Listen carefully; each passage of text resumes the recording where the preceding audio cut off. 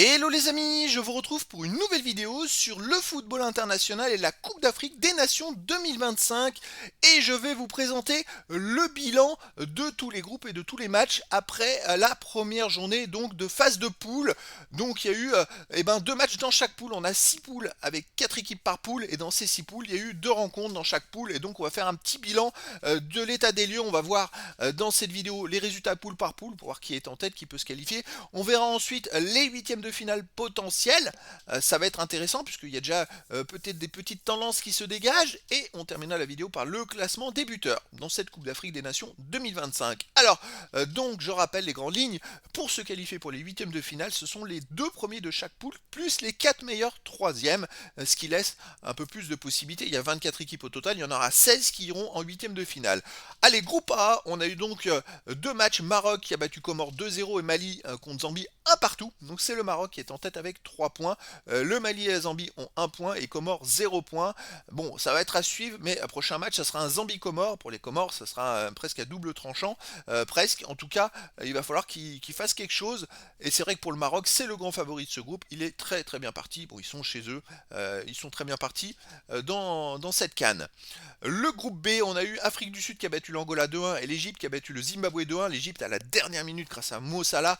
Et donc, ces deux équipes sont en tête avec 3 points et très bien parties pour se qualifier. C'était les 2 favoris dans ce groupe-là pour moi. Après, à la deuxième journée, on aura Égypte, Afrique du Sud, donc les 2 vainqueurs qui s'affrontent. Il y a ça dans plusieurs groupes, c'est ça qui est sympa. Et puis les 2 équipes qui ont perdu, Angola, Zimbabwe, qui s'affrontent à la prochaine journée. Et là, c'est pareil, hein, double tranchant. Hein. Il va falloir gagner pour l'une de ces 2 équipes si elles veulent espérer au moins finir meilleur troisième. Dans le groupe C, les favoris ont gagné. Le Nigeria a battu la Tanzanie 2-1 et la Tunisie a battu l'Ouganda 3-1. Donc Tunisie et Nigeria 3 points.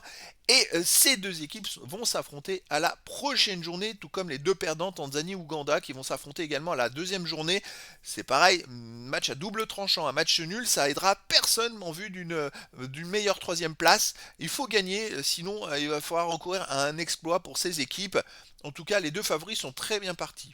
Dans le groupe D, la République démocratique du Congo a battu le Bénin 1-0 et le Sénégal a battu le Botswana 3-0. Les 2 favoris aussi ont à nouveau gagné et sont en tête avec 3 points. Et Bénin et Botswana ont 0 points.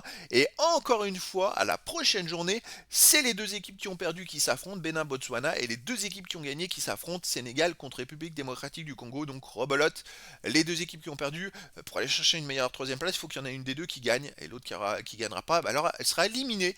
Donc voilà, ça laisse quand même beaucoup de duels vraiment sympa la deuxième journée. Dans le groupe E, Burkina Faso a battu Guinée équatoriale 2-1 et l'Algérie a battu le Soudan 3-0. Alors le Burkina Faso a renversé le match dans un match fou. En fin de match, ils ont pris un but à la 85e pour marquer à la 95e et 98e minute. C'était assez fou. Puis l'Algérie, le favori de ce groupe, a gagné également. Prochaine journée, on a un Algérie-Burkina Faso, donc les 2 vainqueurs encore qui s'affrontent. Et les 2 perdants qui s'affrontent, c'est-à-dire la Guinée équatoriale et le Soudan. Donc toujours le même scénario. C'est assez fou que dans ces groupes-là, il y a eu autant de victoires. Il y a eu très peu de matchs nuls. Il y a eu un match nul que dans le groupe A. Dans le groupe F, Côte d'Ivoire a battu Mozambique 1-0 et Cameroun a battu Gabon 1-0. Encore une fois, les 2 favoris ont gagné. Alors c'est vrai que là, il n'y a pas trop de surprises pour l'instant dans cette CAN. C'est assez hallucinant.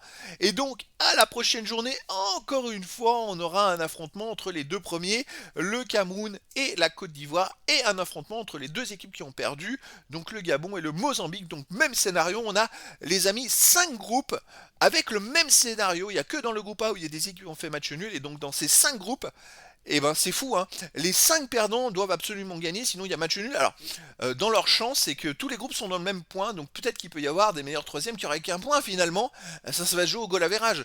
Ça va être intéressant. Prochaine journée sera super intéressante. Alors, les huitièmes de finale potentiels, on aurait éventuellement un Mali-Nigeria, puisque c'est le deuxième du groupe A contre le deuxième du groupe C.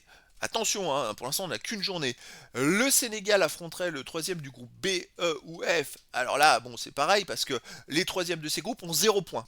Puisqu'il n'y a que dans le groupe A où il y a eu un point pour le troisième. Mais voilà, les troisièmes de ces groupes, c'est totalement aléatoire. Ensuite, on aura un Égypte-Côte d'Ivoire. Alors ça, les amis, ça va être à voir sous condition, parce qu'on n'est pas encore là. Mais le deuxième du groupe B contre le deuxième du groupe F, ça pourrait être énorme. Ensuite, on aura un Maroc qui affronterait soit le troisième du groupe C, D ou E. Donc là, c'est que des équipes qui ont 0 point pour l'instant Puis un Algérie contre République démocratique du Congo, ça aussi, ça vaut son pesant d'or. Bon, l'Algérie peut être favori, mais bon, ça peut être sympa. Un Cameroun, Burkina Faso, premier du groupe F contre deuxième du groupe E. Bon, intéressant aussi, la Tunisie qui affronterait le troisième du groupe A, B ou F. Alors pour l'instant, troisième du groupe A, eh ben écoutez, c'est soit la Zambie, soit les Comores. Et pardon, c'est soit le Mali, soit la Zambie qui ont un point, justement. Et le dernier match, ça serait l'Afrique du Sud qui affronterait donc le troisième du groupe A, C ou D, donc soit le groupe A, C ou D. De toute façon, si le troisième du groupe A affronte la Tunisie, eh ben pour l'Afrique du Sud, ça sera le C ou D, tout simplement. Donc voilà, ça annonce de très très beaux duels, si ça en reste ainsi, mais ça ne restera pas ainsi. Je pense qu'on y verra déjà plus clair après la deuxième journée. On pourra émettre plein de scénarios sur la troisième journée. Surtout que dans 5 groupes sur 6, les deux premiers se rencontrent. Donc, ça peut déjà définir la première place des groupes. Tout simplement. Et donc là, vraiment, ça va être très intéressant. Donc, prochaine vidéo, je vous en dirai plus. Allez, le classement des meilleurs marqueurs. On a déjà 3 joueurs qui ont marqué 2 buts. Riyad Mahrez de l'Algérie, Nicolas Jackson du Sénégal et Elias Achouri de la Tunisie en sont tous les 3 avec 2 buts dans cette CAN.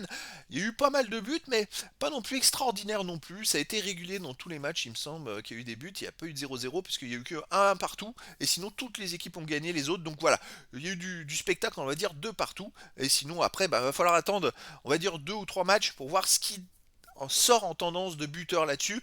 On a quand même des grands noms qui ont marqué l'Égypte. Il y a Marmouche et Salah qui ont marqué, par exemple. Vous voyez, Jackson, Mahrez. Enfin, là, ça commence très bien. Il y a Brahim Diaz du Maroc aussi qui a marqué. Lookman aussi du Nigeria. C'est plutôt sympa. Traoré de la Côte d'Ivoire. Voilà. Donc, c'est plutôt sympa. Et pour l'instant, ça démarre très très bien dans cette CAN 2025. Alors, comme d'habitude, vous retrouvez sur ma chaîne des vidéos des matchs, présentation des matchs, mais aussi débrief rapide en statistique des résultats avec les classements. Et bien sûr, à la fin de la deuxième journée, je vous referai une vidéo bilan après les 2 journées avec tous les pronostics possibles pour les huitièmes de finale. Voilà les amis, je vous dis à très bientôt pour une nouvelle vidéo.